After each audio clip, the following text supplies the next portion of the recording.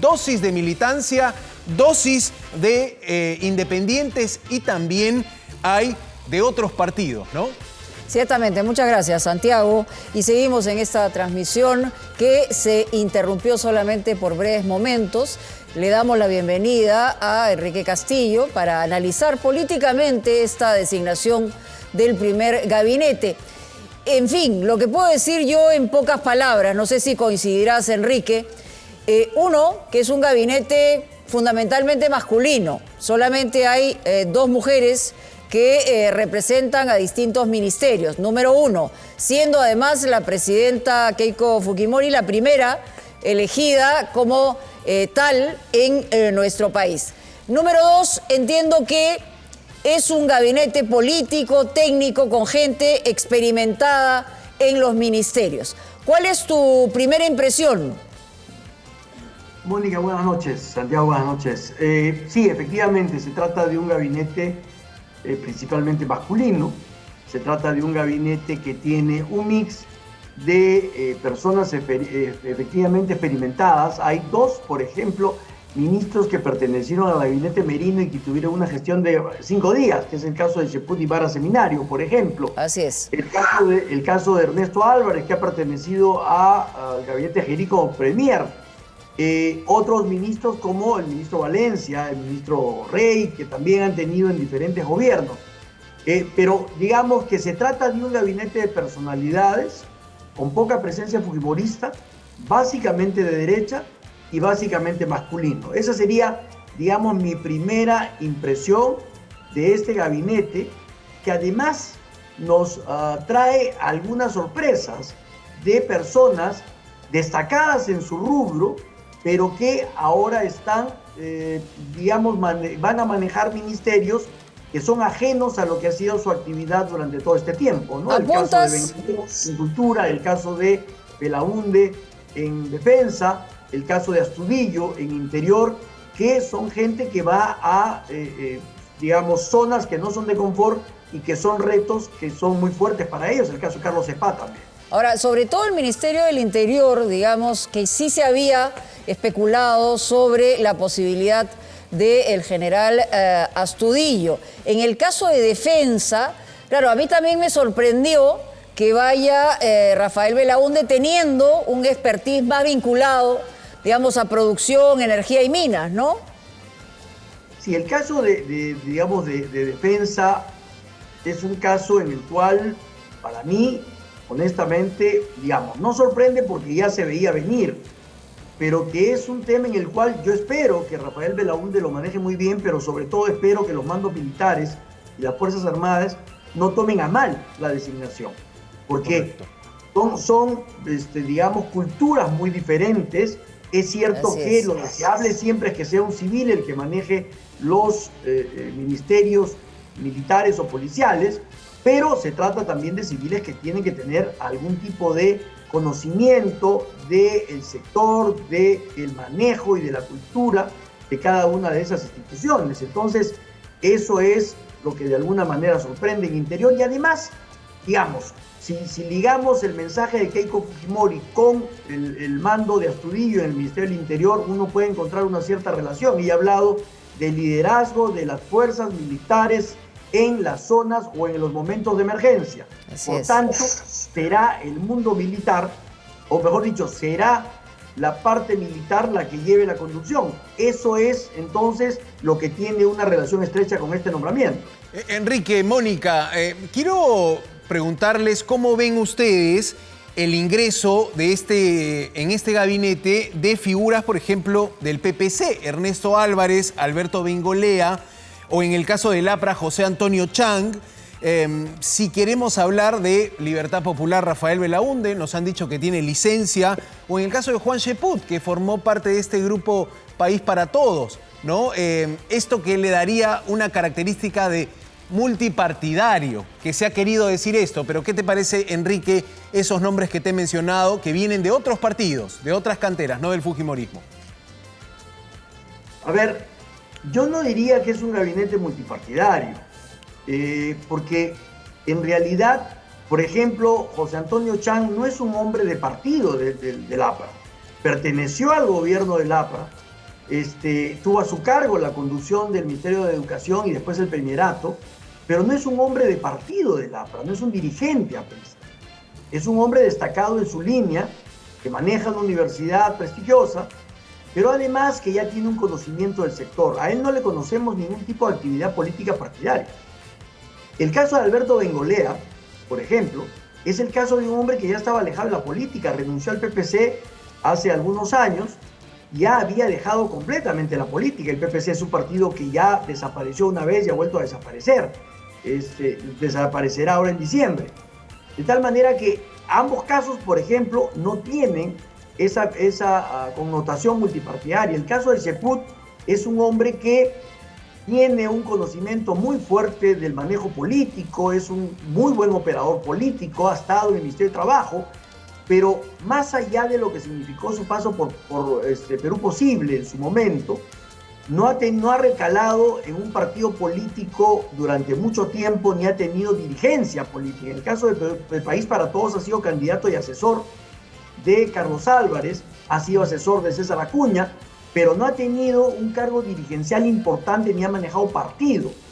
De tal manera que, por eso insisto en que no se trata de un gabinete multipartidario, sino de personalidades que en su momento pueden o no haber tenido manejo político. En cambio, Ernesto Álvarez sí ha sido miembro de la Comisión Política del PPC durante mucho tiempo. Pidió licencia para poder tener el premierato, y él sí, a pesar de que no es un operador político, sí fue miembro de la Comisión Política. Entonces, en su caso sí, sin embargo, como digo, no es un gesto hacia el PPC, porque el PPC ya no existe. Ahora, en ese sentido, y abundando en la designación de Ernesto Álvarez, él ha sido presidente del Consejo de Ministros de José Gerí. Recordemos ahí que, aunque no ha sido público, había una negociación sobre eventuales nombres y me da la impresión, no sé si ustedes coinciden, en que Álvarez también estaba respaldado por el fujimorismo en ese momento, por la bancada y por los simpatizantes en relación a que eventualmente manejara el gabinete Gerí, ¿no? Entonces, ahí podría también haber una conexión. Es una designación que a mí sí me sorprende en el sentido de que, digamos, aparte de lo que tú dices, se trata de un hombre que tiene una serie de manifestaciones polémicas. Antes de asumir el premierato con Gerí, tenía él ya una serie de manifestaciones a través de sus redes sociales sumamente duras. Las borró y quiso hacer un desempeño que tampoco fue muy exitoso, porque recordemos que nos decía que no conocía el nombre de sus ministros, siendo él el primer ministro. Pero después que dejó el premierato, volvió nuevamente a sus redes sociales y a juicios muy duros contra la oposición, contra lo que él llamaba los caviares o la izquierda. Entonces, es un hombre que incluso hasta hace pocos días ha manejado un lenguaje fuerte, militante, tiene todo el derecho del mundo a hacerlo así, tiene todo el derecho del mundo a tener una posición política dura o no dura, eso es ya tema de él y es un tema personal. Pero cuando se habla de un proceso de reconciliación o de extender la mano o de buscar justamente la despolarización del país, poner a una persona que tiene justamente ese tipo de actitudes o ese tipo de manifestaciones, puede ser contraproducente. Es cierto que el Ministerio de Justicia es un ámbito que él conoce muy bien, porque como jurista sí es un jurista destacado, ha sido presidente del Tribunal Constitucional. Entonces, sí es un sector que él maneja, pero como político sí tiene una serie de actuaciones polémicas que podrían generar en su momento, porque un ministro es un actor político, podrían generar algún tipo de, digamos, resquemor o desconfianza, ¿no? Ahora, el nuevo ministro del Interior también me parece, porque la ciudadanía puede estar pensando, ¿y ahora qué vendrá en la lucha contra la inseguridad? Hace tiempo no se designaba a un general del Ejército en situación de retiro en la cartera del Interior, ya lo mencionabas, Enrique. ¿Cómo crees que va a funcionar esta gestión de Astudillo en el Interior, en la medida que en el mensaje presidencial Keiko Fujimori ha dicho que le va a dar el liderazgo a las Fuerzas Armadas en zonas de emergencia de la estrategia contra la delincuencia. ¿Cómo se ve? ¿Qué expectativas te genera la gestión de César Astudillo? Bueno, en realidad, no va a ser fácil para él, pero va a depender de que él tenga la suficiente muñeca para poder trabajar integrando a las Fuerzas Armadas con la policía. O sea, no se trata de asumir el mando y subordinar a la policía, sino de integrarla. Yo no conozco su gestión militar, pero entiendo que debería pensar en una cosa así.